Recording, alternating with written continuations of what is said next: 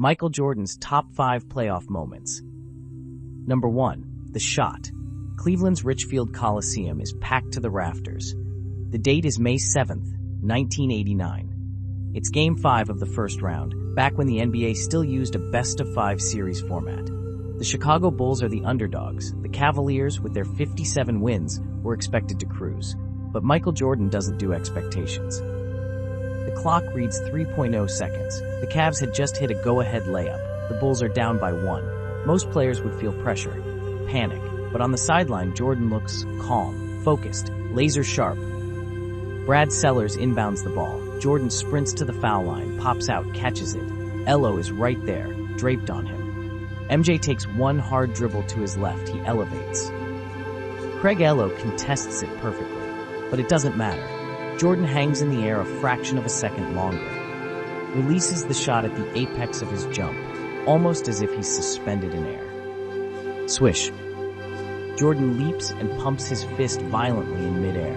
His teammates swarm him. The Cavaliers crumble. The crowd is stunned silent, except for the small Bulls section losing their minds.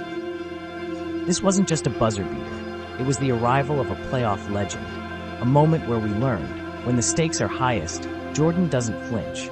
He rises. Number 2.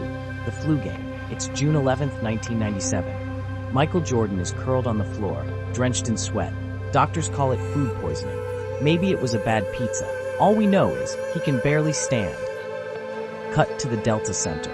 The atmosphere is hostile. The series is tied 2-2.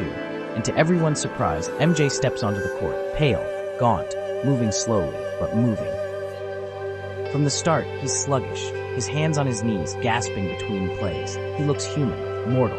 But then, something changes. With sheer will, he begins to heat up. A pull-up jumper, a floater, a three, another. He's grimacing, but he's also scoring, and scoring. By the second half, he's drenched in sweat, but unstoppable. The Jazz can't figure it out. He's hallucinating between timeouts, barely able to hold his water bottle, but on the court, he's delivering daggers.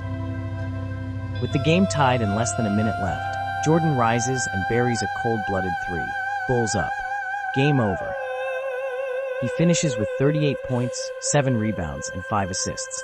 When the final buzzer sounds, he collapses into Scottie Pippen's arms. It wasn't just a game, it was myth-making, a performance that blurred the line between sport and story.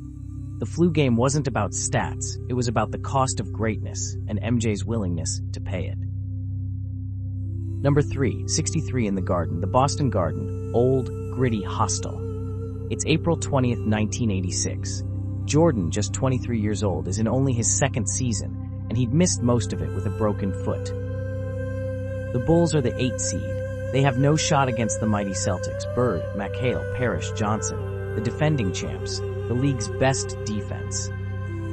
But Jordan, he's not just here to compete, he's here to conquer. From the tip, he slices through Boston's defense like a hot knife. He's elevating above McHale's outstretched arms. He's fading over Dennis Johnson. He's dunking in transition, spinning, driving, soaring. And the shots just keep falling. He doesn't just score, he dances. A symphony of crossovers, hesitations, and mid-air adjustments. The Garden crowd, known for being ruthless, starts to murmur. Then they start to applaud. By the time he hits 50, even Larry Bird is whispering to his teammates in disbelief. When Jordan finishes with 63 points, Bird delivers the legendary line. That was God disguised as Michael Jordan. The Bulls still lose in double overtime, but no one remembers that. Because that night, Jordan didn't just break a playoff scoring record, he broke into basketball immortality. Number 4, the Shrug, June 3rd, 1992. The NBA Finals. The narrative heading in, Clyde Drexler versus Michael Jordan, the two best shooting guards, similar styles, similar builds. But Jordan has something to prove. People dared to compare the two. MJ wasn't having it. From the jump, he's on fire, but not in his usual spots. This time, it's the 3-ball. 1, 2, 3, 4. They keep going in. The Blazers can't close out fast enough. 5, 6. By the end of the first half, Jordan has dropped 35 points, including a then-record 6 3-pointers. The stadium is shaking.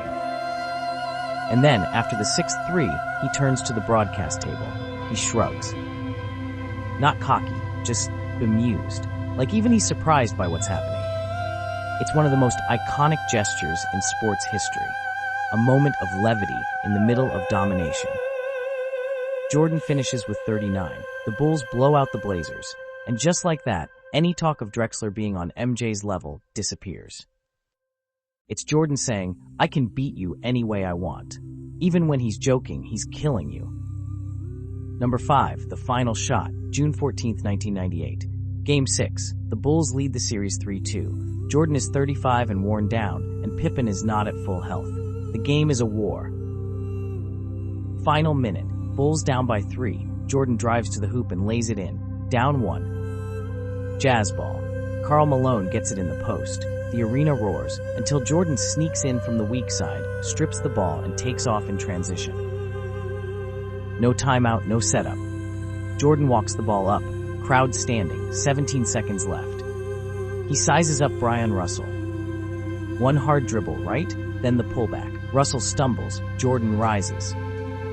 Everything stops. The form is perfect. The release is pure. The shot? Money. Bulls take the lead. Jordan holds the follow-through like he knew it was destiny. The Jazz miss their final chance. The Bulls win their 6th championship. Jordan walks off, fist clenched like a god walking into the shadows. Final shot as a Bull. Game winner. Championship clincher. Legacy cemented.